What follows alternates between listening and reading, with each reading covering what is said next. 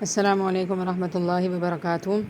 آج ہمارا آخری سیشن ہے نماز سے ریلیٹڈ، اور میں نے آپ سے کہا تھا کہ رب جاننے کے بعد اللہم انی ظلمت والی دعا آپ لوگ ضرور پڑھیں، کیونکہ بہت پیاری دعا ہے۔ اس دعا کا ترجمہ کچھ یوں ہے: اللہم انی ظلمت نفسی ظلما کثیرا، کہ اے میرے رب میں نے اپنی جان پر بہت ظلم کیا، ولا یغفر الذنوب الا انت، اور آپ کے سوا کوئی گناہوں کو معاف نہیں کر سکتا، فاغفر لی مغفرۃ من عندک، تو آپ مجھے معاف کر دیجئے اپنے پاس سے، وارحمنی انک انت الغفور الرحیم، اور آپ مجھ پر رحم کیجئے کیونکہ آپ بہت زیادہ مہربان ہیں اور معاف کرنے والے ہیں۔ تو اس دعا کے اندر بہت پیاری چیزیں ہیں، وہ یہ ہے کہ اعتراف ہے۔ اب آپ دیکھیں پہلے حصے میں ہم یہ اعتراف کر رہے ہیں کہ ہم نے بہت گناہ کیے ہیں، اور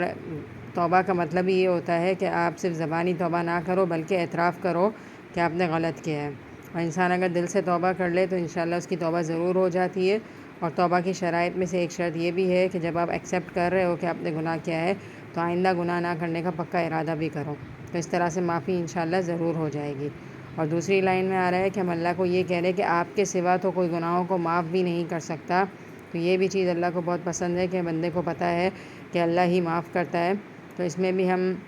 اللہ تعالیٰ کی ایک طریقے سے اللہ تعالیٰ کو ایک طریقے سے یہ کہہ رہے ہیں کہ آپ کے سوا تو کوئی ہے ہی نہیں، تو پھر ہم کہاں جائیں۔ تو یہ چیز بھی اللہ کو پسند آتی ہے کہ میرے بندے کو یہ پتہ ہے کہ میں گناہوں کو معاف کرتا ہوں۔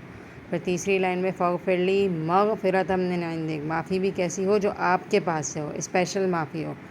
اور پھر وارحمنی، رحم کیجئے مجھ پر، اور رحم کرنے کا مجھے اس طرح سے سمجھ آتا ہے کہ آئندہ زندگی میں مجھ سے گناہوں سے بچا کر مجھ پر رحمت برسائیے، کیونکہ جس انسان پر اللہ کی رحمت ہوتی ہے، اللہ کی رحمت کے سائے میں ہوتا ہے، تو وہ گناہوں سے خود بخود بچنے لگتا ہے۔ اور پھر آگے انک انت الغفور الرحیم، بے شک آپ، انتا کے اندر تاکید آ رہی ہے کہ بے شک آپ ہی، بہت زیادہ اس میں اللہ تعالیٰ کے لیے اچھے الفاظ یوز ہو رہے ہیں کہ بے شک آپ ہی تو غفور الرحیم ہیں۔